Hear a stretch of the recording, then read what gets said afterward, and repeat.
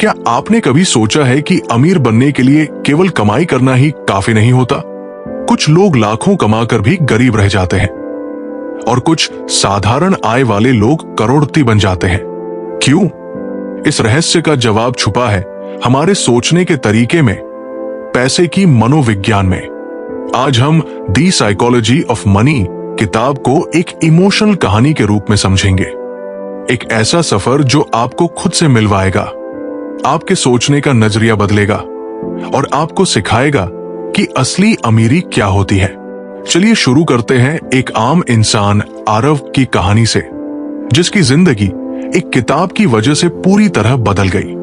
अध्याय 1, आरव का संघर्ष और पहली सीख। आरव एक छोटे शहर में रहने वाला मिडिल क्लास युवक था। पढ़ा लिखा था, नौकरी भी करता था, लेकिन हमेशा पैसों की टेंशन में रहता था। ईएमआई, सेविंग्स और फ्यूचर की चिंता ने उसे हमेशा उलझाए रखा। एक दिन वह अपने पुराने दोस्त राहुल से मिला, जो अब एक सफल एंटरप्रेन्योर बन चुका था। जब आरव ने राहुल से पूछा, यार तूने ऐसा क्या किया जो आज इस मुकाम पर है?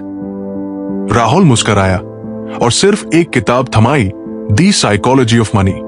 आरव ने मजाक में कहा, पैसे की भी साइकोलॉजी होती है क्या? राहुल ने कहा, बस पढ़ ले भाई, फिर बात करते हैं। रात को घर आकर आरव ने किताब पढ़नी शुरू की।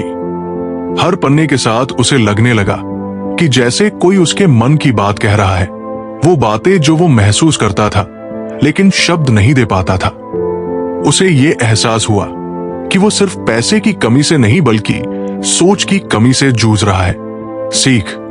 इस अध्याय से हमें समझ आता है कि कभी कभी हमारी सबसे बड़ी गरीबी हमारे सोचने के तरीके में छुपी होती है।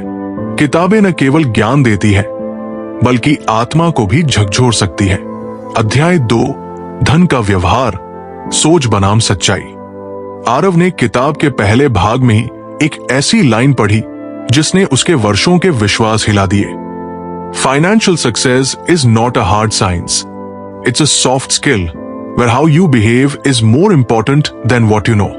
वो सोचता था कि पैसे की समझ के लिए डिग्री, एमबीए या अकाउंटिंग की जानकारी जरूरी है, पर यह किताब कहती थी असली समझ हमारे व्यवहार में होती है। हमारी इच्छाओं को कैसे नियंत्रित करते हैं, लालच को कैसे संभालते हैं, वही असली कला है। किताब में एक कहानी थी, 2 व्यक्ति, दोनों की आय एक समान थी। एक हर महीने का सारा पैसा महंगे सामान, बड़ी कार और पार्टीज में खर्च करता था। दूसरा सादगी से जीता था, धीरे धीरे बचत करता और शेयर मार्केट में निवेश करता।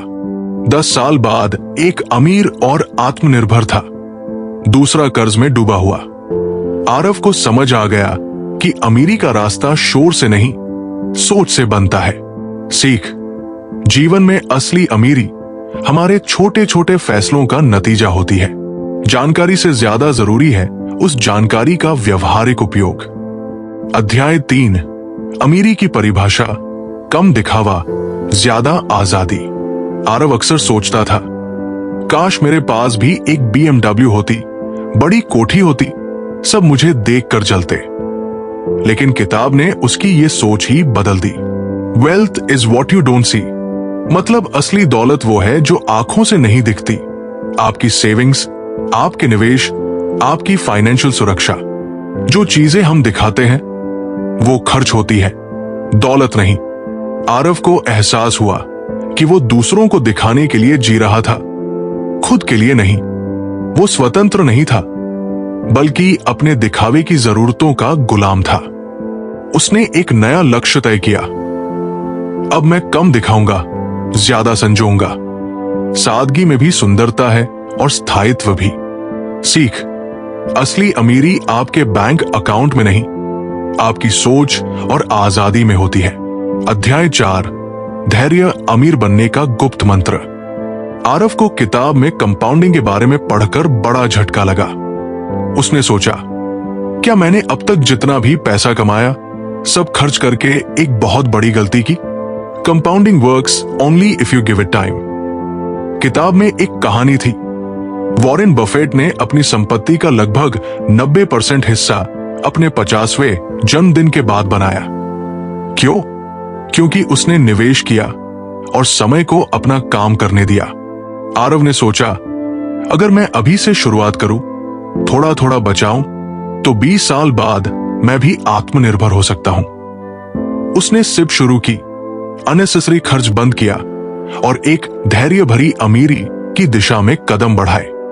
सीख, अमीरी कोई जादू नहीं, ये समय, अनुशासन और धैर्य का फल है। जो लोग तुरंत रिजल्ट चाहते हैं, वो कंपाउंडिंग की शक्ति को खो देते हैं। अध्याय 5, किस्मत बनाम मेहनत और संतुलन का रहस्य। किताब ने एक और सच्चाई दिखाई। हम सफलता को पूरी तरह अपनी मेहनत का परिणाम मानते हैं और असफलता को अपनी बदकिस्मती का। आरव को लगा, मैंने मेहनत की, लेकिन पैसा क्यों नहीं बचा?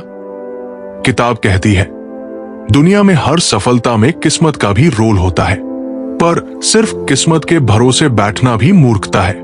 समझदारी है, मेहनत करो, सीखते रहो, मौके को पहचानो और सही समय पर सही निर्णय लो। किस्मत तभी साथ देती है जब तैयारी पूरी होती है। सीख, न तो किस्मत को नकारें, नहीं पूरी तरह उस पर निर्भर रहें। असली संतुलन है लगातार सीखना, प्रयास करते रहना और समय का इंतजार करना। कहानी यही खत्म नहीं होती।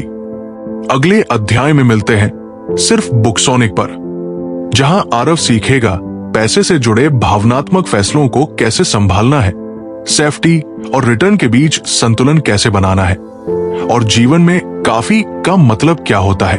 अगर आरव की ये यात्रा आपको भी सोचने पर मजबूर करती है, अगर आपने भी आज कुछ नया सीखा, तो इस वीडियो को लाइक करें, चैनल को सब्सक्राइब करें और इस कहानी को अपने दोस्तों के साथ शेयर करें, क्योंकि हो सकता है किसी और की जिंदगी भी इसी तरह बदल जाए। धन्यवाद।